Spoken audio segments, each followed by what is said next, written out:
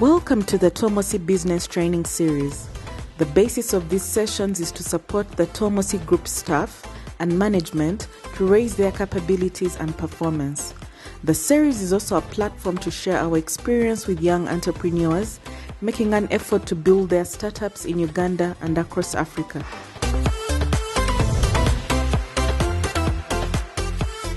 To run an enterprise, we make decisions regularly as tools to business success. A report, a meeting, are all raw materials in a factory called decision making. If we oscillate on a decision, if we deflect a decision, we either lack the necessary information, in which case obviously we need to give ourselves time and deadlines to move forward, or it might be that we simply lack courage and judgment at a time when we should make that decision. Every decision is built on what you did yesterday.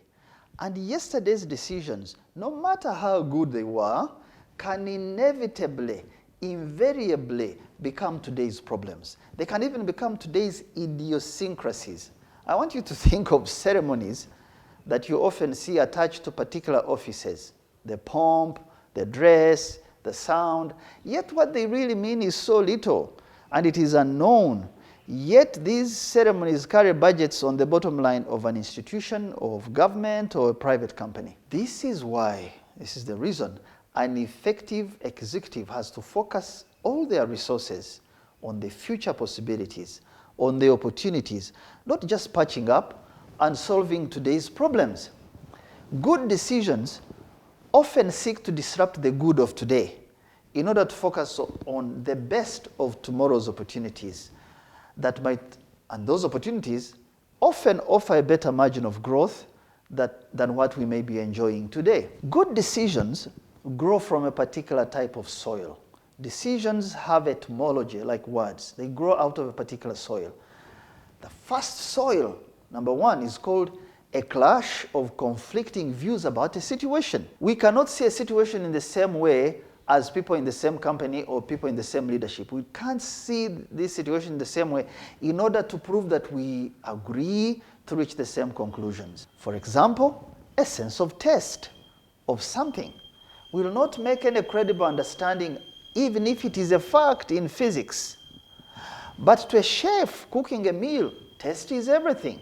It is a huge fact that you cannot avoid. But what about if you are painting something?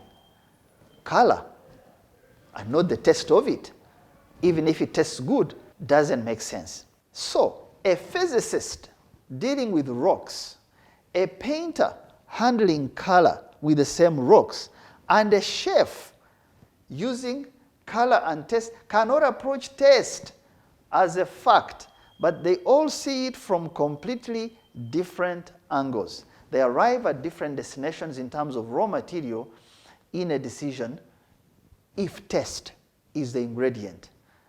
What does this mean? That a fact is a fact differently to different people. This is soil number one. Soil texture number two for decision making can be a dialogue between two or three different points of view on a matter, bringing various angles and underlying nuances that you often in a conflict that I pointed in number one, that may not be revealed, that may not come out, given the biases and human feelings of those involved at a conflicting level. Soil type number three, decisions can come from a choice between two judgments, often coming out of a disagreement. Many decision makers mistake consensus for agreement. Consensus should be reached when all points of an issue, when all opinions and facts have been explored, have been heard. Now, the appearances and tendencies to calmly stand over matters as if we are trying to create consensus, no. That will continue to need a return to the decision. That cannot be consensus, that cannot be agreement. A disagreement, let me inform you of this. Please don't fear disagreements. A disagreement can stimulate imagination in decision making. A disagreement can produce various choices. And as you know, imagination is not always in abundant supply, where people in an organization have settled into a particular view of their world and they have a particular lifestyle they abide by. I therefore ask you to turn up the soil, even if the soil smells bad in an organization, because this is where growth will come from.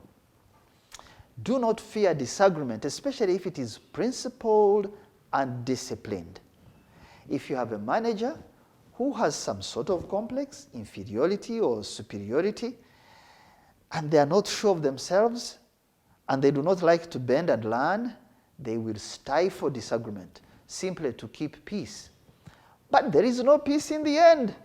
A decision has to be made, for this decision is the only instrument to get the company or an institution where we will all be better. I would rather, if you want to lead, if you're a manager in an institution, in a business, and you really want to lead and make decisions that have a long trajectory and are effective, start by finding out why people disagree with you and why they hold a different opinion, especially if that opinion might be the one on which an institution will turn to tomorrow. You need to ask yourself, what does the disagreeing party see that I don't see? What are their fears? And how can we make them see these fears as simply for what they are, fears that have no foundation? Now, what if their position were to be the central one tomorrow? How will the organization look like? I draw a lot of my lessons from one of my favorite management teachers, Peter Drucker,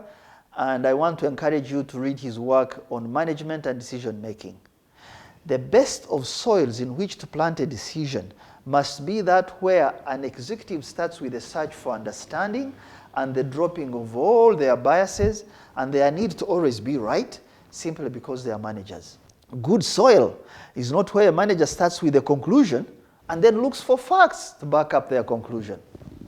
A good decision maker starts with a challenge posed by a situation.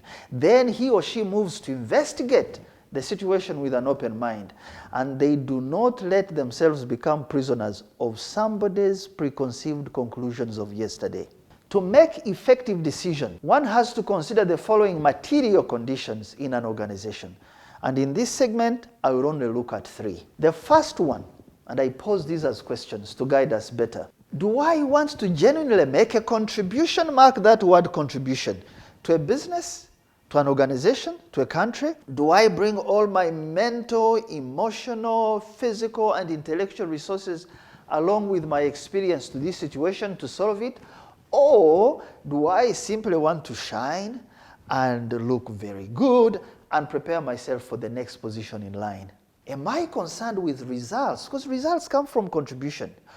Or am I simply concerned with my hands being full of activities and appearing very busy?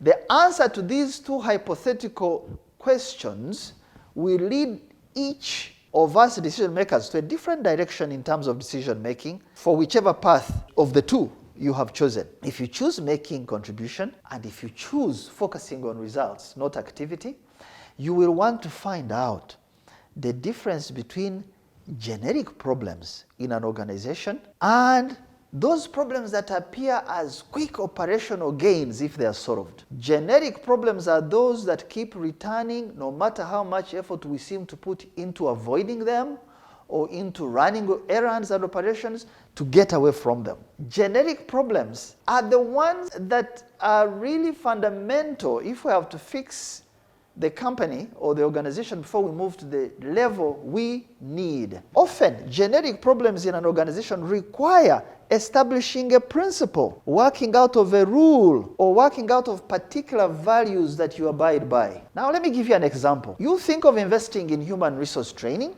to get better skilled people. Compare that with paying instant high salaries or benefits to retain people at all costs. Obviously, the organization will be better in the short run for paying high salaries, but it will have very limited horizon for growth tomorrow if it won't deal with the matter of improving the capabilities of its people on a sustained basis. Seeking to make a contribution, listen to me carefully, is to translate the intentions of an organization, the policy of an institution, into actual tangibles into actual development.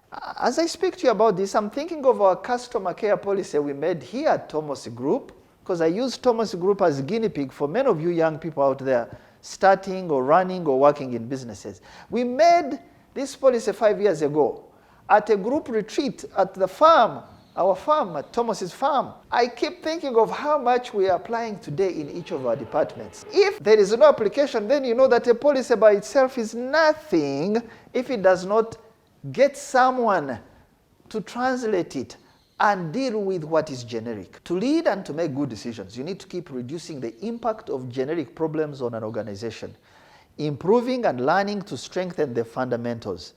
And then you'll find that the operational problems will get easier to manage. Even if the generic issues create new generic ones, because business is cyclical. Even if the generic issues create new generic problems out of the old ones that you have solved, such as you do training and you discover you need to invest more in better but costly technology to make full use of the trainees. It is still a movement in the right direction for a decision maker. We would like to hear from you. Please email us at info@tapmedia.com and visit our website at www.tapmedia.com. You can also visit our offices located at Tomosi Business Park, Luzira, Port Bell Road, or call 0414 220 702. Thank you.